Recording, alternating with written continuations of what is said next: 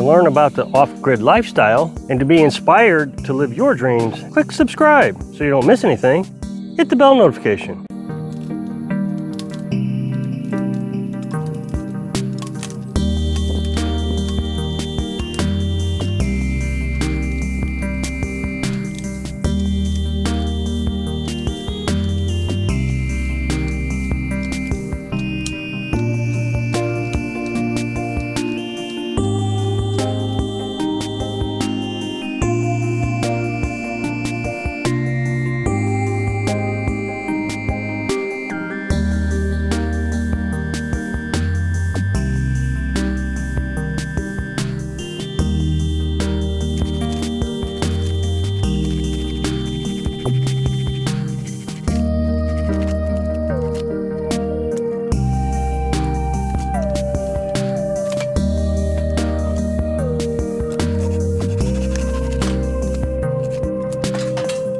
Man, today is just a fantastic day. It almost feels like an early fall day.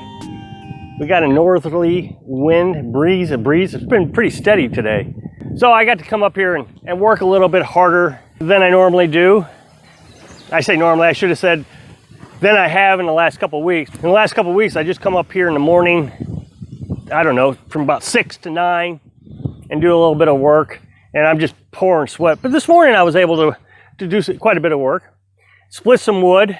Now the other day I was telling you that I had used this maul a few times right here, and with this oak it did pretty good.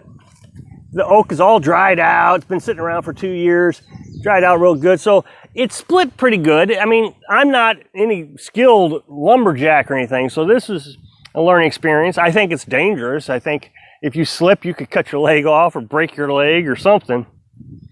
Now the poplar wood is very stringy, see? And it's still wet. I want to get it split so it will dry faster. I want it to be dry by October.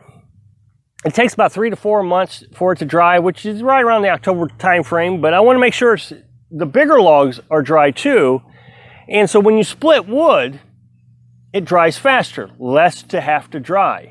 They say you want your wood to be about 20% moisture, and when it's first cut from the tree, I think it's about 60%, depending on the tree, of course. But this softwood has been kind of a struggle to split, even with the log splitter. So the manual log splitter, if you had a gas-powered log splitter, it's just hard to split because you got all these, I don't know what you call them, they just hold on really tight. They splinter off. Well, a lot of people have been saying that you need to use them all. It's a lot faster, an axe, whatever. Well, hopefully you can see here that I've given this a really good shot. I initially split this with the splitter. That's why, because I wanted to demonstrate what it looks like. So the splitter was able to split it. But then I took the maul and I was trying to split it again.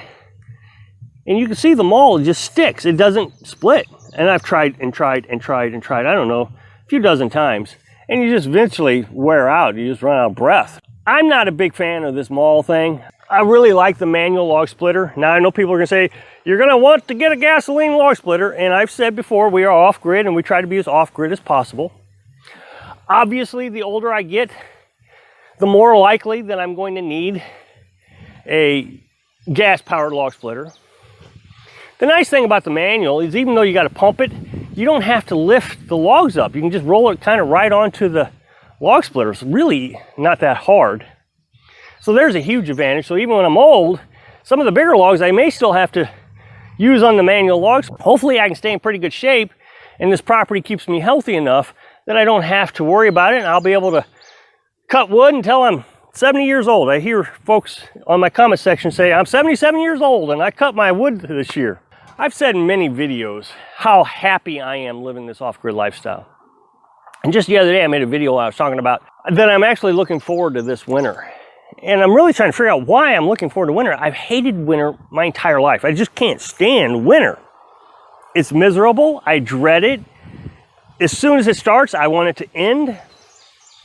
But this year, I'm looking forward to it. I'm looking forward to seeing all these leaves turn color, the beautiful colors that we're going to have in the fall. Snow, the whole deal. I'm really looking forward to it.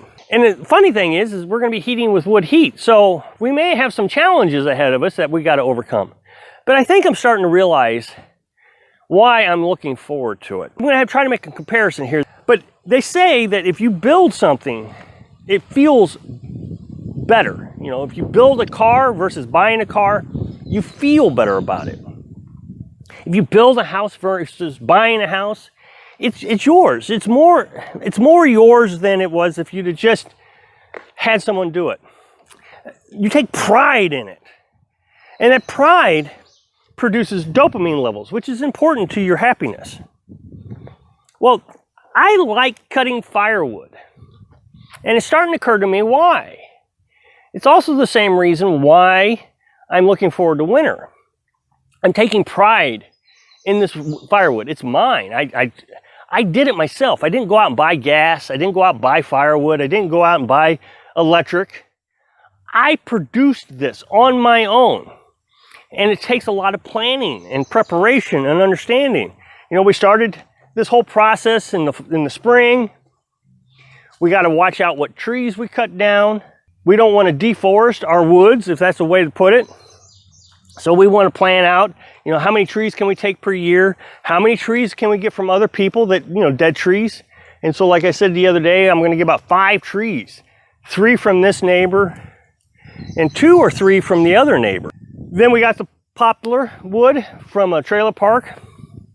It takes a lot of preparation, planning, and understanding, and making sure that you've done your research. And so there's a lot of pride in it. And I'm really happy, and I'm really excited about winter to see how my planning did, and what can I learn from this winter, and can I do better the winter afterwards. And I'll have something to do over the winter. You know, as winter approaches, that's when you're actually supposed to be cutting firewood. You're supposed to cut firewood in the winter because all the moisture in the trees apparently evacuate the tree. My assumption is, although I can't find any information on this, is if there's moisture in the tree, when it freezes, it will expand and break the tree. So when you cut the tree in the winter, it's already got a lot of the moisture out, so you don't have to let it dry as long. I can't express the happiness that everything that my lifestyle, my dream, is bringing me. Everything about it. I look at my solar panels and I think, man, yes, I didn't make the solar panels, but I put it together. I designed it myself. I built my own outdoor wood furnace. It's my design. I built it. I'm going to improve my design so when I build the tiny house, I can set a wood stove over here next to the tiny house. That's going to be the new and improved, and I'm going to learn a lot of lessons this winter. Of course, there are a lot of people that don't understand the idea behind my channel, but I've been ridiculed quite a bit that all I talk about is firewood. Well, first of all, I don't think that's very true. Just the other day, I made a video on the Berkey and how to build a Berkey. You don't have to use the metal canister. You can use buckets. I've talked a lot about happiness. And then the other day, I made a video about my generator maintenance. So I've talked about a lot of different things. But I got people unsubscribing because they think that all I talk about is firewood. Well, that's kind of the idea behind living off grid. There are only a few things that you need in life to live off grid. Heat, if you live in a spot where it gets cold. Electric, and water. Isn't that what off grid is? Now, some people will claim that internet is off grid also. You gotta get rid of internet. But, you know, some people just have to work. I have to work. I have to have internet for work.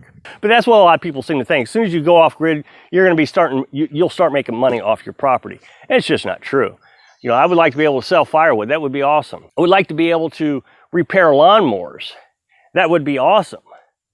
But around here, nobody's going to buy a lawnmower because, you know, they use brush hogs, or they're going to do lawnmower repairs themselves. So you got to look at the market also. If you're going to live off grid, for example, are you in an area where you can sell fruits and vegetables? Remember, your neighbor is doing the same thing, growing fruits and vegetables because they don't want to be on grid.